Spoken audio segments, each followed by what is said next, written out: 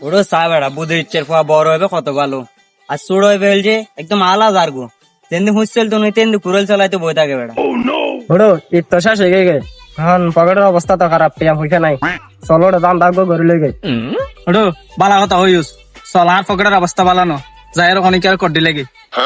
ওটা দাম দাদা হাত কোনো বেতন মনে কর এখন পাবলিকের মায়ের তো আইনের তো করা বেশি সবার মাথা তো বুঝে এসছে ওটো মক্কেল গাই রইও